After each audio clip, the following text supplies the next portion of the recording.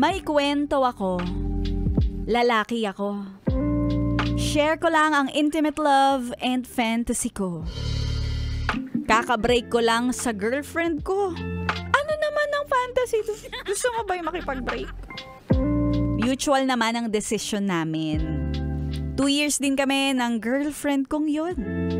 At ipinangako ko sa sarili ko na kapag naghiwalay na kami, ay hahanap ako ng babae na ipapalit sa kanya. Real quick! Ay, taray. Para yun ang paghihiganti ko sa kanya. Mabait naman ang ex ko. Maganda.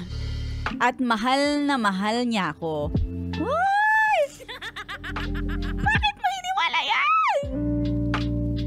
Kaya kami naghiwalay ay dahil sa hindi ako makatiis. Ang kati mo kasi. Charot. Hindi na ako makapaghintay. Sabi niya kasi, hintayin ko lang ang araw na kami ay kasal na. Ibubuhos niya ang lahat-lahat. Ipapatikim niya ang luto ng Diyos. Ay, ang matagal ko nang inaasam. Ang virgin coconut oil niya. Love? Naghintay naman ako. Umabot na nga ng 2 taon. Wala akong iba. Siya lang. At sa mga naging girlfriend ko noon, siya lang ang challenging dahil hindi talaga niya isinusuko ang bataan. Kaya ako ang sumuko sa laban at nakalaya sa kanya.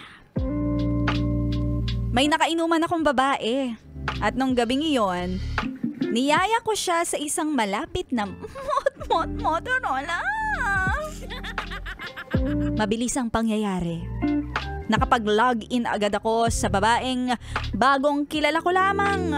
10 minutes. Ding, ding, ding, ding, ding. Nakapag-log out agad-agad. Hindi ko na nga tinapos yung 3 oras. Umuwi na ako agad. Habang pauwi, hindi ko namamalayan. Tumutulo na pala ang ang luha ko. Nagbe-breakdown na pala ako. Medyo late ang epekto ng breakup namin ni ex. Nakaramdam na lang ako na sumikip yung dibdib ko at tuloy-tuloy sa iyak na hagulgol. Grabe ang sakit. Doon lang nag-sink in sa akin ang hiwalayan namin. Hanggang sa naramdaman ko yung pagsisisi na dapat pala na kontento na lang ako at dapat pala hindi na ako naghanap ng iba. Kasi malaya nga ako. Pero malungkot naman.